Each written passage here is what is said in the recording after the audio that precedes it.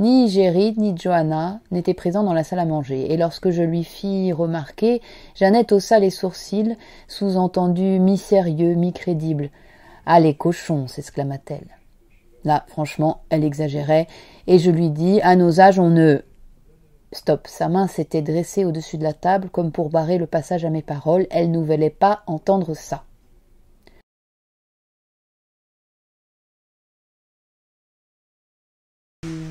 J'ai perdu mon père il y a quelques années, ma mère s'est retrouvée veuve, et c'était pour moi un sujet d'observation et aussi d'empathie, de la voir ainsi se retrouver seule et veuve et sans beaucoup d'activité, étant à la retraite, et je me suis demandé qu'est-ce qu'était devenu sa vie sans mon père, et comment elle était en train de vieillir seule, et comment aussi ses rapports aux autres évoluaient, comment elle était regardée, comment elle était vue. Donc par extension, je me suis intéressée à cette idée de vieillesse et aussi à cette idée d'apparence qui me semble très importante, que finalement vieillir, c'est peut-être vieillir physiquement, le corps se fatigue, se dégrade, mais aussi dans le regard que portent les autres sur nous. Ce sont aussi les autres qui nous font vieillir à cause de notre apparence, mais finalement, ce que je voulais montrer aussi, c'était ce décalage entre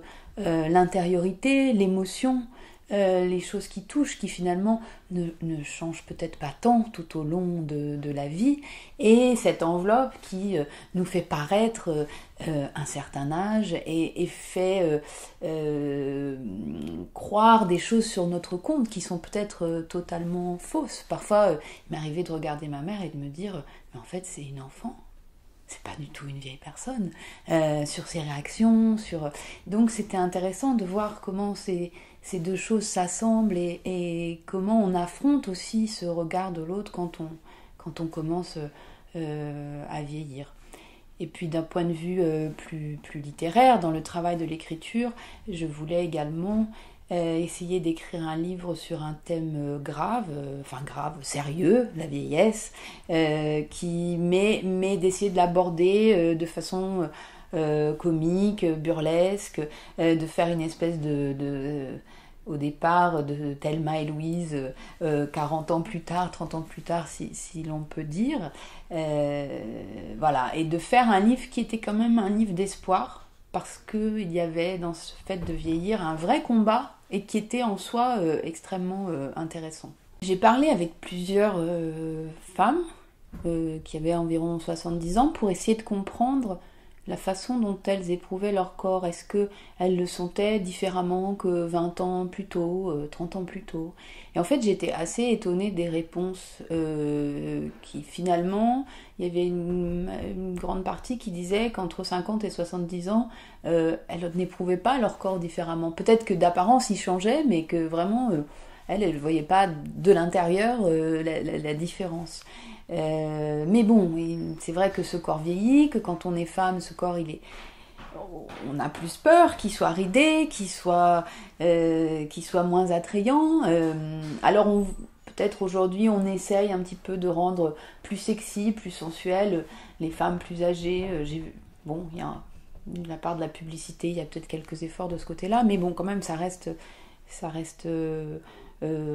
voilà, un homme de 70 ans ne va pas s'intéresser à une femme de 70 ans, mais plutôt à une femme de 50 ans. Enfin, ça reste une réalité. Et donc, il y avait la question de la sexualité, de qu'est-ce que devient la sexualité à partir d'un certain âge. Et je voulais montrer aussi le décalage d'approche culturelle entre Jeannette, qui incarne une femme américaine beaucoup plus peut-être libre, qui a moins de complexes, qui est capable d'aller sur un site de rencontre sans que ça lui pose problème, et une femme française, Judith, qui va voir là-dedans quelque chose d'un peu choquant, de repoussant, mais pourquoi je ferais ça, et comme on disait plus tôt, qui ne va pas se donner l'autorisation, parce qu'elle est veuve, d'aller rechercher un autre homme sur Internet.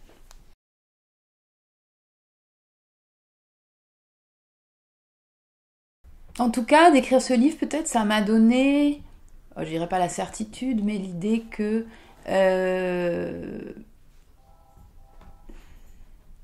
finalement l'artifice ne compte pas tant que ça dans le fait de vieillir. Peut-être ce qui compte, c'est de garder une certaine continuité. Mais que je sais pas comment je me vois en train d'écrire des livres, j'espère que j'aurai encore quelques idées. C'est plutôt ça qui m'inquiète. En fait, c'est pas tellement l'apparence, c'est plutôt le fait de plus pouvoir écrire et de plus avoir d'idées. Voilà, ça c'est vraiment embêtant. Alzheimer, ce serait horrible. La vivacité de sa réaction m'étonna. De grand matin, je le lui dis, mais elle n'en démordit pas. Des conneries pour nous faire peur. Le désir et le plaisir n'ont pas de date de péremption. Argument que je l'avais déjà entendu professer. Mais les corps, Jeannette, eux-ci, en ont une de date de péremption, lui rétorquai-je. Les évolutions des taux hormonaux influaient sur la vivacité du désir, et faire l'amour, c'était aussi manger des yeux deux corps en pleine gesticulation érotique, se baffrer du spectacle de chair belle et ferme, se frottant les unes aux autres, mais lorsque et chair et forme manquaient de tenue, lorsque... Tu as tort.